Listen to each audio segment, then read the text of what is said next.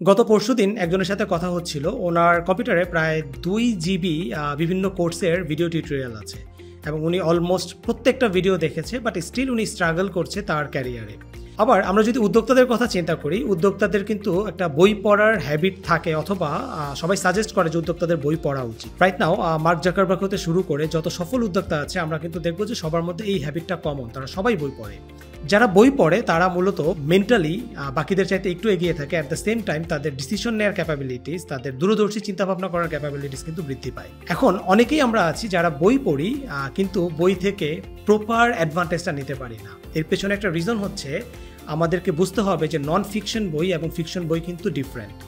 So আমরা যখন non fiction বই পড়ছি তখন কিন্তু আমরা, ফর এক্সাম্পল আমি যদি এই বইটার কথা বলি, the brain the story of you, এই বইটা হচ্ছে প্রায় 250 পেজের একটা বই, এবং এই বইটা যখন আমি পড়ছি এটাকে যদি আমি গল্পের বইয়ের মতো করে পড়ি তাহলে হয়তো বইটা পড়ে আমি মজা পাবো, বাট এই বই থেকে আমার যে অ্যাডভান্টেজ নেওয়ার কথা সেটা কিন্তু আমি পুরোপুরি নিতে পারবো না। এই 250 পেজের বই পড়ার সময় এখানে আমি অনেক কিছু পাবো, অনেক ইম্পর্টেন্ট ম্যাটেরিয়াল পাবো যেটা আমার নোট করে রাখা উচিত। আমি অনেক ফ্রেমওয়ার্ক পাবো, অনেক ফর্মুলা পাবো যেটাকে আমার এক্সিকিউট করতে হবে। সো আমি যখন বইটা পড়ছি আমার একটা হ্যাবিট তৈরি করতে হবে যে বই থেকে ইম্পর্টেন্ট যে লার্নিং ম্যাটেরিয়াল যেটাকে আমার রিচেক করা দরকার, যেটাকে আমি এক্সিকিউট করব, এই ম্যাটেরিয়ালগুলোকে আমি নোট করে রাখছি। অ্যাট দ্য সেম টাইম যে ফ্রেমওয়ার্ক বা ফর্মুলা আছে এটাকে আমি এক্সিকিউট করছি। যদি আমি এক্সিকিউট না করি তাহলে কিন্তু এই বই পড়ে স্টিল কিছু লাভ হবে, যে পড়েনি তার চাইতে এটা বেটার যে আমি পড়েছি, বাট এটা থেকে যতটুকু লাভ হওয়ার কথা অতটুকু লাভ হবে না যদি আমি কিনা এই বইতে যা পড়লাম তা এক্সিকিউট না করি।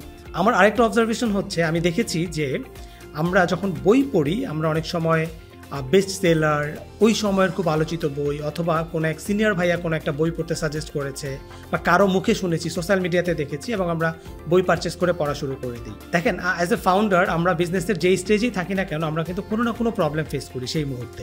সো এই টপিকটার উপরে আমার যে 100 ভিডিও সিরিজ, এটার প্রথম ভিডিওটাই কিন্তু এই টপিকের উপরে ছিল। সো আপনি যদি দেখে না থাকেন আপনি দেখে নিতে পারেন। সো যেটা বলছিলাম যে আমরা অ্যাজ এ ফাউন্ডার কোনো না কোনো একটা প্রবলেমের মধ্যে দিয়ে থাকি, এবং প্রত্যেকটা প্রবলেমের সলিউশনের জন্য কিন্তু মার্কেটে বেস্ট সেলার বই আছে। ফর এক্সাম্পল আমি যদি এখন ম্যানেজমেন্ট নিয়ে প্রবলেম ফেস করে থাকি তাহলে ম্যানেজমেন্ট রিলেটেড অনেকগুলো বই আছে।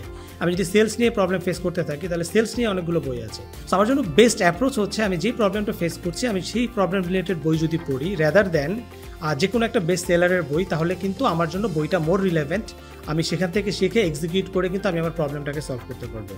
Good books, recommended books I need to purchase, I should purchase, but purchase করে ওটাকে আমি লাইব্রেরিতে রেখে দিব, এবং যখন আমি সেই রিলেটেড প্রবলেম ফেস করব তখন আমি সেই বইটা পড়ব।